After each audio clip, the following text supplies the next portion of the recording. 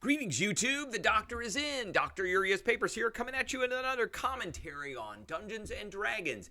And today on the Doctor Spell Prognosis, we are talking about the spell Summon Draconic Spirit. So we're giving this one a B. But first, don't forget to hit that subscribe button. If you like this video, hit the like button. If you have any questions or comments, please leave a question or comment. And don't forget to hit that notification bell. All right, so we are giving this one a B. It is a 5th level spell that is usable by druids, sorcerers, and wizards.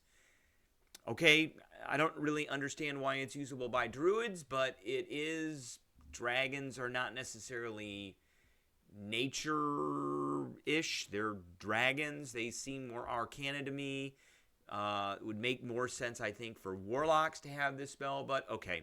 WotC decided druids were going to have this spell. So it is a one-action summon. It's very much like all the summon spells we've talked about. Range of 60 feet, verbal, somatic, material component. The material component is a object with a dragon engraved on it that's worth at least 500 gold pieces, not consumed by the spell. And so you call forth the Draconic Spirit, manifests in an unoccupied space that you see within range. And the corporal form uses the Draconic Spirit stat block, which is right here. When you cast this spell, choose a family of dragon, chromatic, gem, or metallic. And there's different things in the stat block that align with each one of those. The creature resembles a dragon of the chosen family, which determines the certain traits in the stat block. The creature disappears when it goes to 0. It's your ally. It shares your initiative count. It takes its turn after yours. You can tell it what to do without an action, and if you don't tell it what to do, it does a dodge and moves to avoid danger, and then you can upcast to increase the stats in the stat block. So as a 5th level spell, we are going to use that as the base. So starting out, they all have a armor class of 19, which is pretty good for a creature. Most creatures have a pretty terrible armor class. So that automatically makes this one better than most of the other summon spells. It starts with 50 hit points. Not a lot of hit points for a 5th level spell that's summoning a creature that essentially has a challenge proficiency bonus equal to your bonus of a 9th level character. So, and it does get 10 hit points per spell level above 5th. It has a walking speed of 30 feet, a fly speed of 60 feet, and a swim speed of 30 feet. So all of these dragons have that. The big thing where they really kind of diverge is in their resistances. So chromatic and metallic dragons have damage resistance to acid, fire, cold, lightning, and poison. And gem dragons have resistance to force, necrotic, psychic, radiant, and thunder. They're all immune to charm, frightened, and the poison condition. They all have blind sight, so this is a big one. We haven't seen this yet with some of the other summon things. They have blind sight, so these things can be used to go after invisible creatures or to target and tell you where invisible creatures are because of blind sight. They understand your language and Draconic.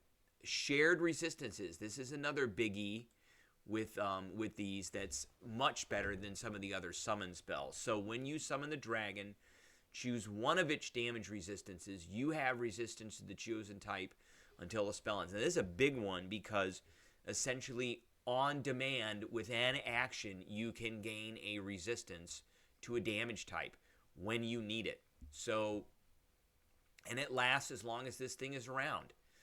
So you have resistance to damage type until the spell ends, which it's either 0 or when the hour is over with. So if you're going against a fire giant, then you can say, okay, I'm going to summon a metallic dragon, and then when I summon it, I choose one of its damage resistances. I'm going to choose fire, and now I got fire resistance, and that'll kind of supplant that fire giant. The other thing is, if you're going up against another dragon who has a breath weapon, which does one type of damage, you could use this. If you use this particular ability in conjunction with like absorb elements or something that will give you advantage on dexterity saving throws if the thing that's doing the elemental damage is triggering a dex saving throw, then it's even better. All right, so the dragons all have multi-attack. And so for some reason, I don't understand why these things have all of these attacks and the other summon spells in the 5th level, and there's one higher level than this one, do not have as many attacks. So they get a number of round attacks equal to half the spell's level, which is 2, and uses its breath weapon at the same time. So the rend attacks, your spell attack modifier, reach of 10 feet because these are large creatures, and they do 1d6 plus 4 plus the spell's level in piercing damage. So that's essentially 12 points of damage, but it's 12 points of damage twice. And then they have a breath weapon. Now the breath weapon's not great. So the dragon exhales destructive energy in a 30-foot cone. Each creature in that area must make a dexterity saving throw against your spell DC. That's good. A creature takes 2d6 damage of a type this dragon has resistance to, your choice. So I could say I'm going to summon a metallic dragon, and it has damage resistance against all these things. And let's say I'm going up against something that does fire damage. So I'm going to take the fire resistance from the shared resistances. And because it does fire damage, I don't want the dragon that's now resistant to fire to do fire damage. I want it to do cold damage because I can choose one of these. So now it's going to do cold damage. It's 2d6 points of damage. You can't increase it at all. So I mean, it's okay. They take 2d6, which is essentially 7 points of damage or half on a successful saving throw. It's not great, but it is in addition to this. So 12 plus 12, 24 plus 7. It can do maybe 31 points of damage if it hits with all this stuff. So the big difference between these are these damage resistances. That in essence is what you're choosing. It's either going to be chromatic, a metallic, or gem. And I would say the way that you would do this is if you need to have that type of resistance, then that's the dragon that you're gonna bring forward. If you're going up against undead, well, obviously I'm gonna take a gem dragon and I'm gonna make it necrotic.